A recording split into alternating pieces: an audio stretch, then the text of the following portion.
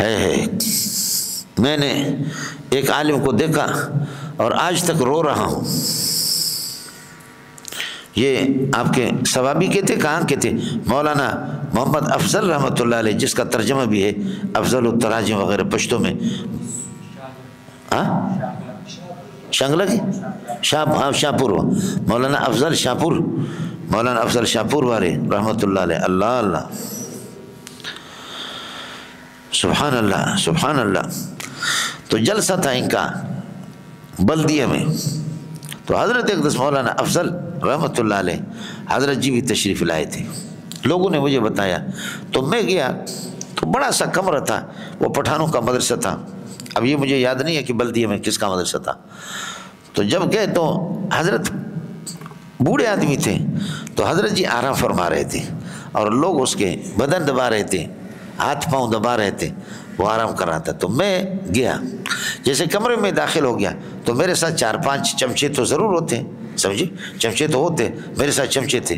تو میں گیا تو حضرت کو پتہ چل گیا کہ کوئی مولوی آ گیا نا، تو حضرت جی ایسے سوئے ہوئے تھے، تو وہ چاپی کر رہے تھے لوگ۔ حضرت اٹھا اور اٹھ کر کے اللہ کا بھلا کرے بیٹھے رہے۔ تو میں نے جا کر کے سر میں نے اس کا چوما، میں نے حضرت سے ہاتھ ملایا کہ آپ میرے جیسے نالائق کے لیے کیوں کھڑے ہو؟ حضرت کو میں نے کھڑے ہونے نہیں دیا، بس وہ بیٹھ گیا، ہاتھ ملایا، خیر خیریت سے، ٹھیک ہے، یہ ہے وہ ہے۔ تو میں جا کر ادھر کونے پہ بیٹھ گیا۔ حضرت تھے، اب ظاہر ہے کہ ہم ایک طالب علم نالائق، ہماری حیثیت کیا ہے؟ تو ادھر جا کر کے میں بیٹھ گیا۔ میرے پاس چمچے آ گئے، سمجھے بھجن، چمچے حضرت سے زیادہ چمچے میرے پاس آ گئے، اور چماچم کلوں فی نار جہنم خالدین فی ابدا، سمجھ شریف میں ہے کہ چماچم میرے پاس آ کر کے بیٹھ گئے۔ تو حضرت سے آہستہ آہستہ میں نے سنا، دا سوکھ دے کر، تھوڑی تھوڑی پشتو مجھے سمجھ میں آ جاتی ہے، دا سوکھ دے کر۔ تو انہوں نے کہا کہ دا غٹا، یہ کسی چمچے نے، حضرت کے بھی چمچے بیٹھے ہوئے تھے، تو کسی چمچے نے کہا دا غٹا حلم دا منظور میں گل دے کر۔ تو حضرت فرمایا آخا دا منظور دے کر؟ تو انہوں نے کہا کہ منظور، اللہ اللہ، میرے ماں باپ پہ قربان جائے۔ اٹھا وہاں سے، اٹھ کر کے آ کر کے میں اٹھا، میں سمجھ گیا، میں نے تھوڑا سا میں نے سن لیا، وہ وہاں سے اٹھا اور اٹھ کر کے میرے پاس آ رہا ہے۔ میں بھی اٹھا جلدی، اٹھ کر کے میں نے پیشانی چوم لی، کہا کہ بیٹا مجھے اللہ کے لیے معاف کر دینا، میں نے آپ کو پہچانا نہیں۔ حالانکہ اخلاق کی حد کر دی اس نے، کون سی لاپرواہی تو کی بھی نہیں اس نے، وہ تو سو رہا تھا، اور اتنے عمر کے آدمی، بوڑھے آدمی، سمجھے، اتنے بوڑھے آدمی، اور پھر سیدھا ہو کر کے بیٹھا بھی، میں نے خود کھڑے ہونے بھی نہیں دیا۔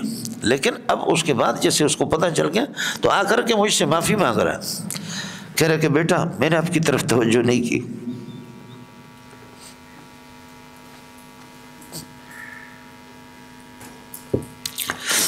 مجھے معاف کر دینا۔ میں آج تک اس واقعے کو یقین کروں، مجھے یاد آتا ہے، یا بلدیہ کہیں چلا جاتا ہوں نا، تو بس بلدیہ کی قرب و جوار پہ حضرت جی مجھے یاد آتے، بڑے آدمی تھے، بہت بڑے لوگ تھے۔ اس لیے ساتھی جو ہے نا، بس بدبختی ہے، ہم نے مفتی نظام الدین کو آپ نے دیکھا نہیں، میں نالائق قسم کا آدمی شیخ سلیم اللہ سے اور مفتی نظام الدین سے ہم نے لیا نہیں، لوگوں نے بہت کچھ لیا، ان لوگوں میں بڑی عاجزی اور اللہ کا والا مفتی صاحب میں خاص طور پر عاجزی اور تواضع کوٹ کوٹ کر کے بھری ہوئی تھی۔ ہمارے حضرت فرماتے ہیں مولانا یوسف افشانی صاحب کہ اگر کسی کو اخلاق سیکھنا ہے تو ایرانی علماء سے سیکھ لیں۔ جی، آپ جائیں گے ایران میں، یعنی سنی تو اقلیت میں ہے، لیکن جو اخلاق ایرانی سنیوں میں ہے، سبحان اللہ، اخلاق بس ختم ہے مولانا ان پر۔ اور یہاں ماشاءاللہ خیبر پختون کے علماء میں بھی عاجزی، تواضع، انکساری، مولانا مغفور اللہ صاحب ہے، یہ حضرات ہے، بڑے حضرات ہے، دیر بابا ہے، مولانا ادریس صاحب ہے، یہ حضرات، خیبر پختون کے سارے علماء اس طریقے پر، سمجھے۔